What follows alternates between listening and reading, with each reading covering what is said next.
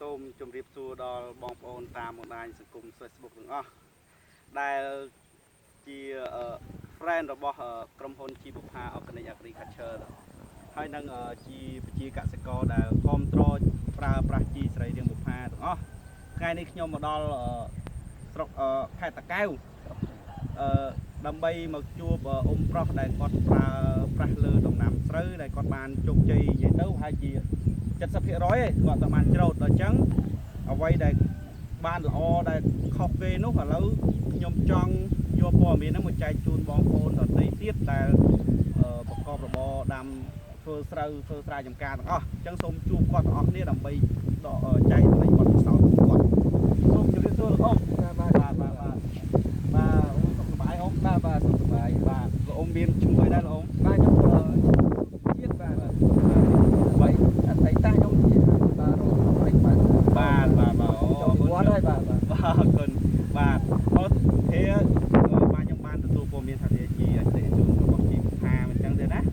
បាទអញ្ចឹងថ្ងៃនេះខ្ញុំមកដល់ស្រែទេហ្នឹងដើម្បីសុំចែកបទសោតចែកជូនដល់បងប្អូនជាកសិករដទៃទៀតទេណាបាទថាអីទេណាអត់អីទេការចែកលេខអីនេះខ្ញុំចូលចិត្តណាបាទសម្រាប់អ្នកស្រុកយើងបាទអញ្ចឹងគឺសូមបង្ហាញតិចទៀតថារស់នៅក្នុងភូមិអីទេបាទនៅនេះគឺបើនិយាយរួមទៅគឺគេហៅព្រៃលវាខាងកើតឃុំព្រៃលវាស្រុកព្រៃកបាស់ខេត្តតាកែវបាទអញ្ចឹងខ្ញុំចង់ឲ្យគេបង្ហាញពីការប្រើប្រាស់ជីស្រីរាងបុផាហ្នឹងចែកជូនដល់បងប្អូនដទៃទៀតបានទេណាបាទអញ្ចឹងខ្ញុំតែអញជួយរៀបរាប់តិចព្រោះអីតែអញស្រែដំណាក់ការអីប្រើអីតែអញជួយរៀបរាប់តិចបាទសូមអរគុណដែលបានមកយកបទពិសោធន៍ដើម្បីចែកលេខដល់បងប្អូនយើងជាប្រជាពលរដ្ឋជាកសិករព្រោះកសិករយើងគាត់មិនទាន់មានបទពិសោធន៍ទាំងការប្រើប្រាស់ជីក៏ដូចជាបទពិសោធន៍ក្នុងការធ្វើស្រែទេគាត់នៅទទួលបានទិន្នផលទាបហើយគាត់ចំណាយច្រើនបាទអញ្ចឹងខ្ញុំសូមជួយចែករំលែកខ្លះដល់អ្វីបទពិសោធន៍ដែលខ្ញុំធ្វើបានហើយខ្ញុំជួបចុងក្រោយនេះបច្ចេកវិទ្យាហើយនឹងការប្រើថ្នាំរបស់ក្រុមហ៊ុនផាបាទដែលខ្ញុំមើលឃើញហើយខ្ញុំបានប្រើមកដល់សប្តាហ៍ថ្ងៃនេះគឺថាអាចឃើញស្រូវខ្ញុំហើយខ្ញុំគិតថាតាំងពីខ្ញុំធ្វើស្រូវដែលខ្ញុំប្រើផលិតផលផ្សេងមកដល់ពេលនឹងដូចគ្នាគឺខ្ញុំឃើញលទ្ធផលដែលប្រើជីវផានេះគឺវាល្អជាងការប្រើផលិតផលផ្សេងដោយទី1ខ្ញុំបានកាត់បន្ថយជីគីមីទី2ខ្ញុំកាត់បន្ថយជាថ្នាំនិយាយរួមថាថ្នាំផ្សេងមានតែយើងហៅថាថ្នាំបំបត្តិរោគថ្នាំកម្ចាត់សត្វល្អិតក៏ខ្ញុំបានប្រកាសបន្ថយដែរបាទអញ្ចឹងនិយាយរួមគឺយើងបានកាត់បន្ថយថវិកាហើយបើសិនជាស្រូវនេះខ្ញុំពេលច្រូតខ្ញុំបានជោគជ័យទៀតហ្នឹងខ្ញុំជឿថាអាចទទួលបាន 100% ឥឡូវនេះខ្ញុំអាចសង្ឃឹមថាបាន 70% ទេបាទអញ្ចឹងសុំសួរតិចទៀតតែឯងប្រៀបធៀបពីពេលមុនដែលឯងធ្លាប់ធ្វើកន្លងមកដំណាក់ការនឹងដូចគ្នាតែឯងប្រៀបធៀបទៅយ៉ាងម៉េចដែរទេបាទបើខ្ញុំនិយាយដូចខ្ញុំនិយាយខាងដើមខ្ញុំតាំងពីមុនមកគិតមកដំណាក់ការនេះខ្ញុំប្រើផលិតផលផ្សេងវាអត់បានស្លឹកគួរអីប៉ុណ្ណឹងទេនិយាយរួមទៅណាបាទយើងនិយាយថាវាតាំងការមើលទៅការតាំងនិយាយរួមតាំងពីដើមតាំងពីស្លឹកតាំងការពីពេលចេញគឺវាអត់បានស្រស់ហើយបានលឿនទៅដូចនេះឥឡូវខ្ញុំសង្ឃថាវាតាមកាលវិភាគបានបាទបើសិនតែកំណត់ថា50ថ្ងៃចេញ60ថ្ងៃអោនគឺស្រូវនេះគឺអាចសន្តិភាពបាទអញ្ចឹងសូមរៀបរាប់តិចតែឯងប្រើពីដើមមកតែឯងប្រើអីខ្លះជួយបង្ហាញដល់គាត់បាទអញ្ចឹងដំបូងខ្ញុំតាមពិតគឺយើងបើប្រើឲ្យត្រូវតាមរូបមន្តអាចថាយើងត្រូវ15ថ្ងៃនេះគឺយើងត្រូវបាចជីអញ្ចឹងក្រោយពីបាចជីហើយយើងត្រូវបាញ់ថ្នាំពុលហ្នឹងពេលដែលបាញ់ថ្នាំពុលហ្នឹងតើខ្ញុំមិនទាន់ហ៊ានបន្លែងដៃចោលខ្ញុំនៅប្រើថ្នាំពុលដែលមានកម្រិតតិចតួចហ្នឹងវាជាមួយបុផាហ្នឹងបាទហើយវាជាមួយបុផាហ្នឹងទៅហើយបាញ់ដំណាក់កាលទី1គឺ15ពេល10និយាយថា20ថ្ងៃទី20ចុះ20ថ្ងៃក្រោយព្រោះបាទអាចបាញ់លើកទី1ហើយលើកទី2អាចមក27 28បាទហើយលើកទី3គឺស្រូវដើមបាទឥឡូវខ្ញុំដល់ដំណាក់កាលទី4ហើយគឺស្រូវតែពេលចេញមួយខ្ញុំបានបាញ់បានមកដល់ដំណាក់កាលហ្នឹងបាទបាញ់ហើយម្ដងទៅ2ដងទៀតបាទអញ្ចឹងគេសូមលើកបង្ហាញគាត់តិចតើលើកដំបូងដំណាក់កាលទី1ចែកប្រើដំណាក់កាលទី1គឺយើងប្រើអាហ្នឹងគឺក្នុងទឹក25លីត្រដែលធុងយើងបាញ់ធម្មតាហ្នឹងយើងប្រើ25លីត្រហ្នឹងយើងប្រើ80 cc បាទ hay nâng à đi cứ mua slab pria đại cả hàng cầm hồn đã mà chú nó cứ pria cho pria bà chẳng nó không mà thông thế đấy ba nó không mà thông đại dương bao nhiêu rồi cái nó cứ 1,5 lít cây bà sinh bà những thế trong này thao không mà ăn ta vậy trong này họ phải chi nó của màn lít hay cất trên lôi họ phải hay trong mà bà nhóm cất bị môn máu dương pra về để dương pra ban chỉ núi dương pra là họ tên cái dương ở thật cả tra ai chỉ ban đó nhưng mà nó ai chỉ làm mơn từ mơn chia là 270เนาะតែពេលដែលខ្ញុំកាត់បន្ថយប្រើលាជាមួយនេះទៅនេះខ្ញុំនៅប្រើថ្នាំពុលដែរនឹងនេះខ្ញុំគិតជាមធ្យមមកអស់ប្រហែលជាថា 30000 ជាងចុះ 30000 ជាងទៅ 40000 ចុះហើយបើសិនជាខ្ញុំកាត់បន្ថយថ្នាំពុលបានទៀតប្រហែលជាចុះមកដល់ត្រឹមប្រហែលជា 20000 ជាងប៉ុណ្ណឹងបាញ់ម្ដងក្នុងហាត់ហេតុអីក៏ខ្ញុំណែនាំខ្ញុំទុំបន្តិចកាលមុនខ្ញុំណែនាំថាអូមហ្នឹងឆ្នាំនឹងឆ្នាំការពីរោគនេះបាច់ទេពួកខាងខ្ញុំមានហេតុអីអូមនៅមានលួចលេងខ្លះបាទអត់អីអាហ្នឹងដោយសារថាខ្ញុំមិនទាន់ទុកចិត្តនិយាយត្រង់មកដោយសារការងារអ្វីដែរយើងមិនត្រូវនិយាយថាមិនទាន់លេងដៃចោលទេយើងផ្សំទៅដល់ទីដល់ខ្ញុំរំទទួលរងគ្រូដែរពីផលិតផលខ្លះគេប្រាប់ខ្ញុំដែរថាមិនឲ្យប្រើថ្នាំពុលហើយសុទ្ធទេមិនដាច់មិនឲ្យប្រើជីគីមីប៉ុន្តែលើកនេះខ្ញុំថាខ្ញុំមិនទុកចិត្តដោយសារខ្ញុំទឹមប្រើលើកទី1ខ្ញុំនៅប្រើជីគីមីខ្លះខ្ញុំនៅប្រើថ្នាំពុលខ្លះប៉ុន្តែខ្ញុំកាត់បន្ថយបានច្រើន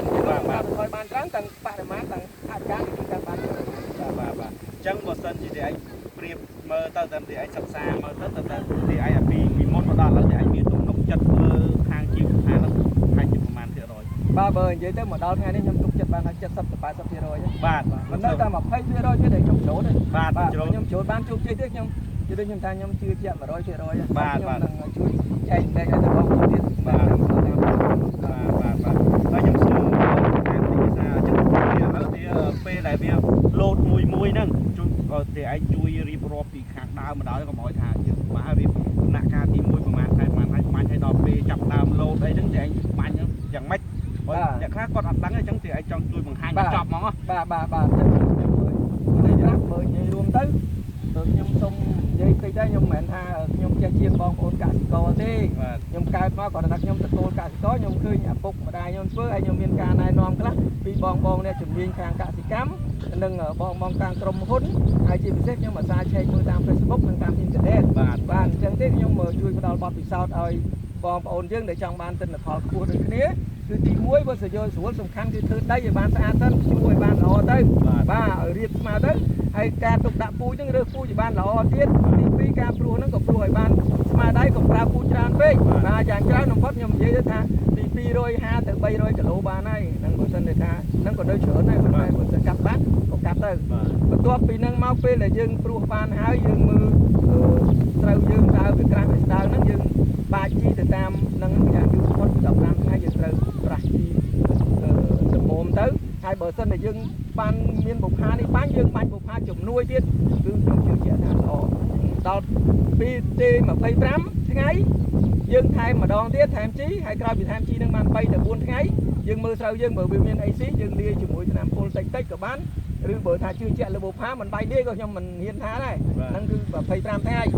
បាទពេលស្រូវ35ថ្ងៃទៅ38ឬក៏40ថ្ងៃហ្នឹងស្រូវហ្នឹងមូលដើមបាទពេលមូលដើមហ្នឹងបងប្អូនគឺដាច់ខាតត្រូវតែប្រើជីជាច្រើនគឺយើងថាប្រើជីផ្ដាច់ពេលដែលប្រើជីផ្ដាច់ហ្នឹងពេលប្រើជីហើយហ្នឹង3 4ថ្ងៃហ្នឹងគឺបន្ថែមអាហ្នឹងទៀតបាទទៅតាមរូបមន្តដែលខាងបុព្វបានណែនាំបាទបន្ទាប់មកទៀតពេលស្រូវដែលយើងចាប់ថាយើងហៅថាអាបាចមួយបាទដល់ស្រូវយើងលូតមួយហ្នឹងយើងបងដូរជីបាទន័យថាយើងគួរយើងបដូរពីអាកញ្ចប់ហ្នឹងមកដាក់ជីហ្នឹងជាមួយនឹងកំប៉ុងដែលមានសញ្ញានេះសញ្ញាការនេះវិញហើយយើងប្រើនេះប្រើតែ 10cc ពេលដែលទឹកធុង1លីត្របាទអាធុង25លីត្របាទ25លីត្រហ្នឹងយើងប្រើ 10cc ទៅគឺត្រូវហើយបាទហើយប្រើទៅនេះដែរបាទនេះគឺយើងប្រើ 80cc ដដែលណាគឺហើយមកដល់ថ្ងៃហ្នឹងគឺបងប្អូនឃើញស្រូវខ្ញុំប្រាប់ហើយបើជឿមកស្គាល់ស្រូវខ្ញុំប្រាប់ហើយនៅខាងនេះបាទដល់តែឯងឃើញបន្ទាប់ពីបាញ់នេះបានដងពេលដំណាក់កាលឥឡូវនេះខ្ញុំនិយាយរួមទៅខ្ញុំទៅបាញ់បានមកដំណាក់កាលនេះស្រូវហ្នឹងបាទហើយខ្ញុំនៅពីដំណាក់កាលទៀតតែបាញ់លាជាមួយអាហ្នឹងតាមគោលការណ៍ក្រុមហ៊ុនគឺនៅ2ដងទៀតបាទគោលការណ៍ក្រុមហ៊ុននៅ2ដងទៀតបាទអញ្ចឹងពេលស្រូវដែលអោនបន្តិចទៅដាក់ហើយពេលត្រូវស្រាបផ្សេងយើងដាក់ម្ដងទៀតបាទហើយនិយាយរួមនេះកន្លងមកខ្ញុំប្រើរូបមន្តរបស់ក្រុមហ៊ុនផ្សេងក៏មានបែបហ្នឹងដែរបើគាត់ថាលទ្ធផលវាបើខ្ញុំប្រៀបធៀបទៅគឺ ជាងហើយគឺកាត់ចំណាយអស់បាទនៅចំណាយខាងការអត់តិចជាងបាទបាទចឹងអញប្រើទៅតែអញមើលទៅឃើញរឿងរោគឬក៏សត្វល្អិតហ្នឹងវាយ៉ាងម៉េចដែរជួយបង្ហាញតិចបាទខ្ញុំចំណុចហ្នឹងមួយសំខាន់ដែរដែលខ្ញុំធ្លាប់ពីមុនមកខ្ញុំការពារដោយសារខ្ញុំប្រើផលិតផលផ្សេងខ្ញុំការពាររោគតាំងពីអុចស្លឹកតាំងពីគេថាកុំឲ្យស៊ីអាស្លឹកទងជ័យហ្នឹងបាទខ្ញុំប្រើផលិតផលច្រើនមុខណាបាទប៉ុន្តែដល់ខ្ញុំសាកលបងប្រើនេះមើលឥឡូវនេះខ្ញុំនៅប្រើតែបើថ្នាំសម្លាប់សត្វល្អិតមកមុខទៀតហើយនឹងជីបុផាហ្នឹងទេហើយខ្ញុំមើលបាទខ្ញុំមើលទៅលទ្ធផលគឺបើនិយាយរួមទៅវាសឹងថាអត់មានអី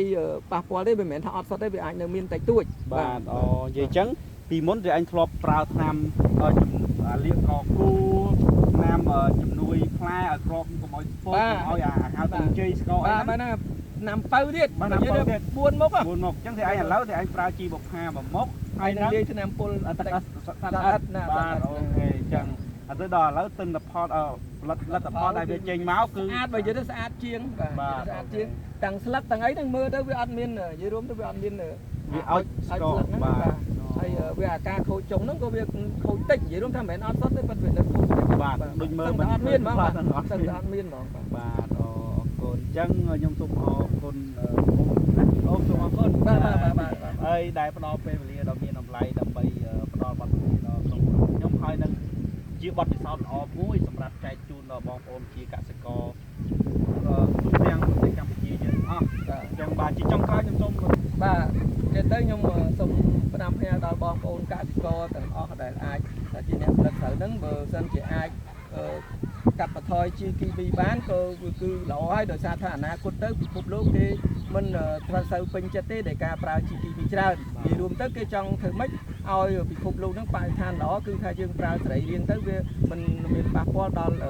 សុខភាពមនុស្សតែអញ្ចឹងការប្រើដែលយើងប្រើជីបុផានេះគឺវានឹងកាត់បន្ថយច្រើនណាស់អំពីការជីគីមីបាទគឺយើងមិនមានផលប៉ះពាល់អីទេបាទហើយសំណូមពរបងប្អូនខាងគឺបានផលច្រើនចំណាយតិចហើយសុខភាពល្អជាពិសេសចំពោះអ្នកដែលបាញ់ហ្នឹងហ្មងខ្ញុំសុខ5ផ្ញើប៉ុណ្ណឹងបាទហើយបើសិនជាថាសំណូមពរទៅដល់រដ្ឋាភិបាលទៀតបើអាចទៅជួយធ្វើម៉េចរកទីផ្សារដែលស្រូវ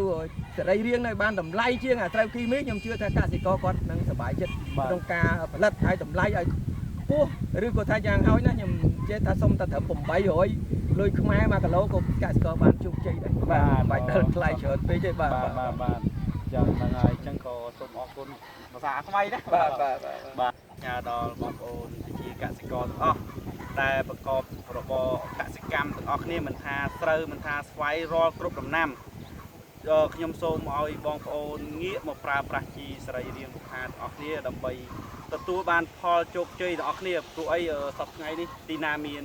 ជីបុប្ផាទីនោះគឺមានជោគជ័យដល់ចឹងហើយសូមបងប្អូនទាំងអស់ដើម្បីកាត់បន្ថយ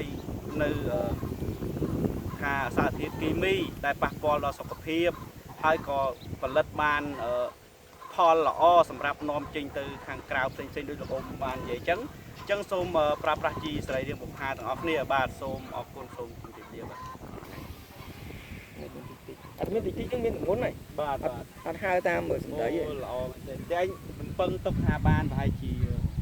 ខ្ញុំមកដល់ទៅខ្ញុំនិយាយទៅកន្លងមកស្រូវខ្ញុំអត់ដែរបានប៉ុណ្ណឹងខ្ញុំ6តោនជាងទៅ7តោនបាទស្រូវប៉ុណ្ណឹងអន់យ៉ាងហ្នឹងមានតែមិនដែលបានប៉ុណ្ណឹងអត់ដែរបានប៉ុណ្ណឹងឥឡូវបើនិយាយថាខ្ញុំបាយបាទបើសិនជាអាចទៅលើ7តោនអាចលើ7តោនទៀតតាមការរំពឹងទុកខ្ញុំថាឲ្យតែជោគជ័យរឿងដាក់ក្របខ្ញុំនៅភ័យខ្លាចតែមិនបានដាក់ក្របខ្ញុំតាមខ្ញុំបាទសុវ័យទេបើនិយាយរួមថាជាអ៊ុនថាបានណាខ្ញុំឆ្នាំទៅមិញជាអ៊ុនខ្ញុំដាក់ដល់លេខ0ខ្ញុំធ្វើអីក៏បរាជ័យដែរបាទបរាជ័យទាំងអស់ប៉ុន្តែលេខខ្ញុំត្រូវឡើងពីខែ1ហ្នឹងគឺថាខ្ញុំអាច